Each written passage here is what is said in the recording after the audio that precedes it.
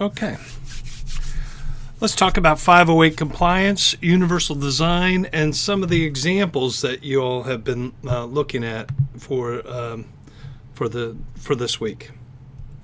All right, so let's start with let's talk about 508 compliance. Basically, 508 compliance says that any of the web need to be accessible for people who are visually impaired and hearing impaired. And universal design, the idea of universal design is, so people in wheelchairs, we have ramps all over everywhere that people in wheelchairs can gain access. Well, it turns out that's also really useful for people like me who's old and doesn't want to take the stairs. You can slowly go up the ramp, or mothers who are pushing strollers or fathers who are pushing strollers. The idea of universal design is a design that helps someone who's got some sort of handicap, but it then also helps everybody else.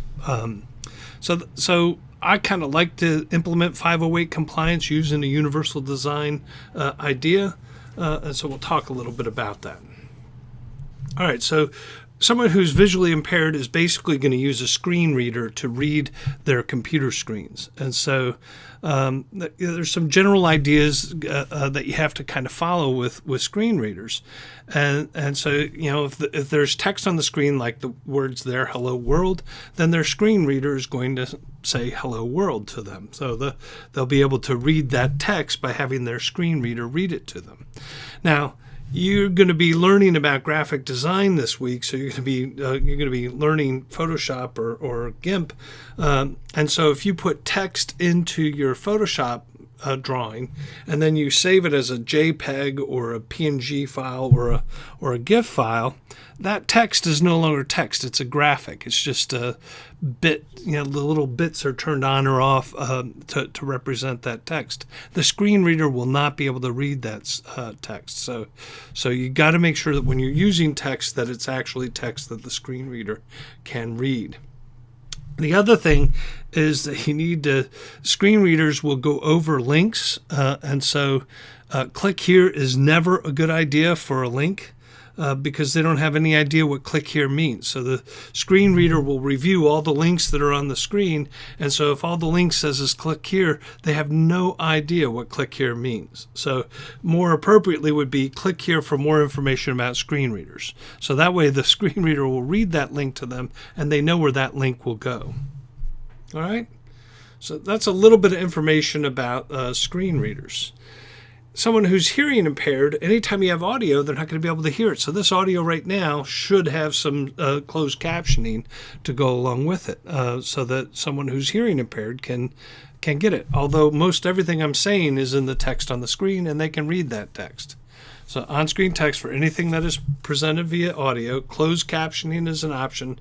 Repetition of the narration in screen text is also an option. So let me give you an example. And so this is not a great screen design, but I'm going to take you through the same content on several screens to give you an idea of what you can do to make your content accessible. So here's the example. So it's got example one. It's got a title across the top, and it's got text on the left-hand side that probably would have audio. Assume that there's audio narration that says, the audio narration would say something like, online learning, sometimes referred to as e-learning, is a form of distance education. Online courses are delivered over the internet and can be accessed from a computer with a web browser, for example, Internet Explorer. So there is the text, and you would have that audio narration on top of it. Now you're using this graphic depicting online learners being online all over the United States and communicating with each other in their online course. And so what you could do is you could put a caption underneath of that image that says, image depicting online learners across a map of the United States.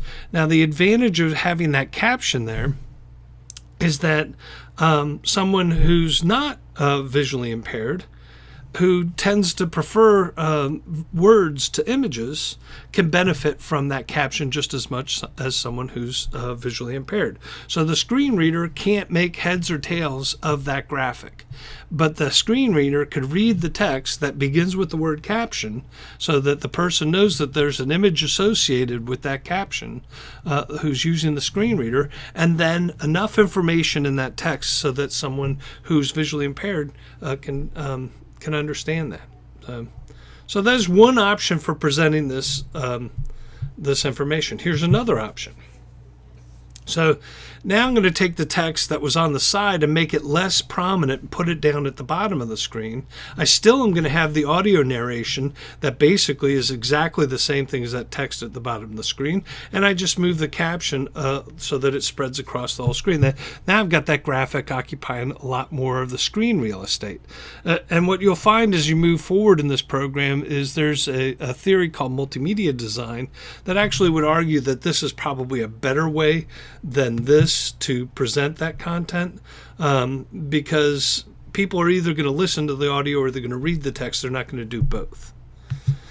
And frequently what you'll have is you'll have the ability to turn the audio off, and a lot of people will turn the audio off because you can read a lot faster than you can listening to audio. So I can read that paragraph faster than an audio narrator can read that paragraph to me. Although you can put, if you're watching this on YouTube right now, you can put this on double time and I'll be talking like a chipmunk, but you can get to the same information. You can get through it pretty quickly. You basically can read about twice as fast as to yourself than having audio narration. All right, so we have, what's this? So the other option is to put that under closed captioning. So if you don't want that screen on the that text on the screen, then this is basically the default, and you have a closed captioning button. And if you click on the closed captioning, well, then you get the text on the screen, and maybe it's a really small font, but somebody who's hearing impaired can then read that audio narration. So those are some of the ways that you could go about presenting the same piece of information. All of them are 508 compliant, and it's just up to you to your design, what you prefer in your design. I kind of like this closed captioning and not closed captioning the best, because if you prefer to read the text, you can put the text on the screen. But if you prefer to listen to the audio, then you're not interfered with by the on-screen text, and the screen reader still gets the caption for the graphic every time. All right, so that's some ideas in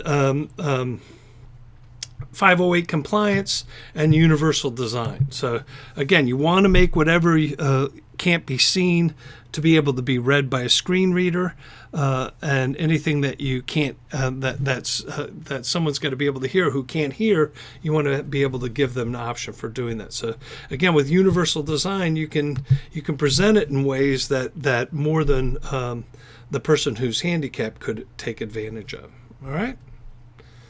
So there's some options. So now I can't remember why I put this in here, other than one of the things I love about PowerPoint presentation. Let me just back up a screen. One of the things I love about PowerPoint presentations is people use PowerPoint presentations to really kind of keep the speaker on track. They're not really good for the person who's listening, because again, if I have a slide like this, I'm going to read that screen. I'm going to read that text a lot faster. I'm not even going to listen to what the person's saying. I've actually made a presentation to an Army general and had the on-screen text, and I was talking about the on-screen text, and he said, "Next slide." I wasn't done talking about it. I wanted to elaborate on it, but he said, "Next slide." He had already read it. I had to go on. So again, people who if ideally what you're going to do in a PowerPoint presentation is have mostly image and very little text on the screen. Colbert does this great thing when he's talking, where what he's saying and what gets presented are two entirely different things. And so it's great. It kind of creates this cognitive dissonance, because he says I love something, and then the screen comes up about how much he hates that thing. So so again, you could be clever in the way you present things as well. But I just thought that was interesting, the sidebar there. All right, so so in the past, when I've taught this class, I've had people look at some of the existing applications, and often people like the broken coworker. And so in this screen, it's basically a graphic design novel treatment. And so it reads just like a graphic design. These text boxes can pop up. It's a really cool, interactive, it's kind of a cool strategy for implementing e-learning. It's different, and so different can actually capture people's attention.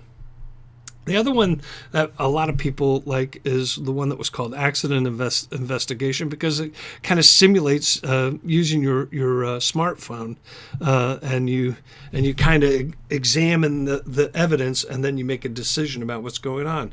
And it's not the sort of page churning tutorial where you present a piece of text, maybe you ask a multiple choice question about what you just presented, and then you present some more. It's much more of an interactive thing. So I think what we will do is we'll have a greater conversation about what applications that you've looked at that you liked, and we'll spend some time on that in the discussion board. But those were two that in the past people have really liked.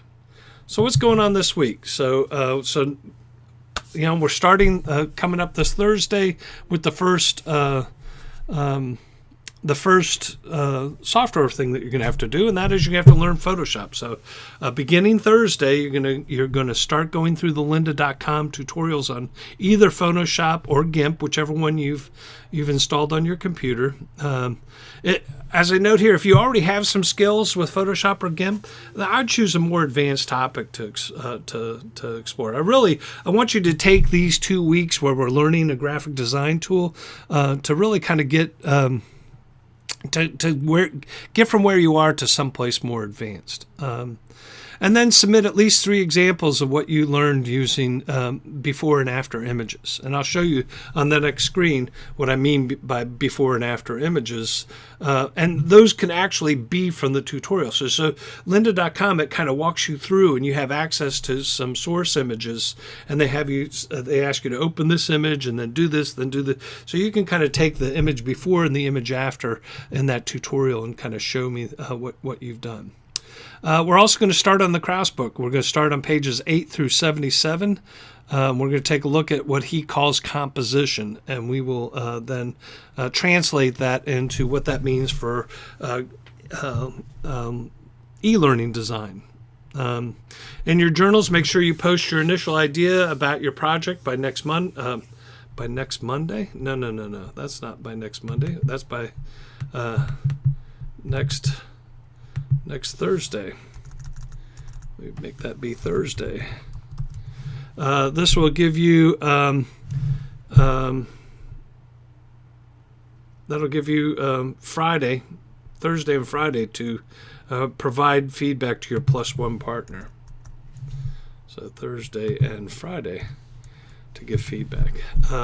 Weave Papert from this week and Krause from next week into your thoughts about your design.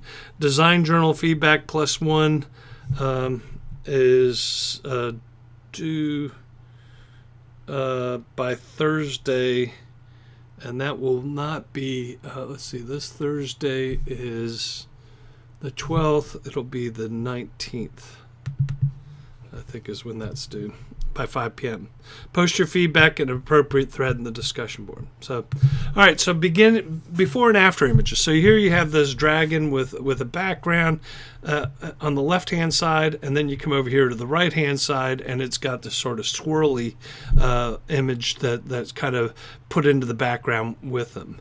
Here we have the child with the food dish sitting on the floor, and it's sort of texturized, but it's also, you'll see that her hair is a little bit darker, her dress is a little bit more, you can see the colors more vividly, the bowl and the ring around the bowl, the colors are a little bit more vivid, and this bubbly texture has been applied to the background with a starburst there, a sunburst there, to kind of cover up the fact that there's a trash can in the background. So again, so I think the dragon was part of the activity in lynda.com. The little girl was somebody's photograph from the previous semester, and they just wanted to clean up that photograph and make it kind of interesting. So there you have. That's basically what I'm looking for. 3 of those, before and afters, but not the same thing 3 times. I want to see growth. I want to see one and 2 being one set of tools, and 2 and 3 being another set of tools, and then the last 2 being yet another set of tools. So show me a before and after featuring 3 different collections of things that you've done. Okay, so that's it for the week, and good luck, and I will catch you on the flip side. If I can figure out how to stop this thing. So I go to QuickTime, I hit escape,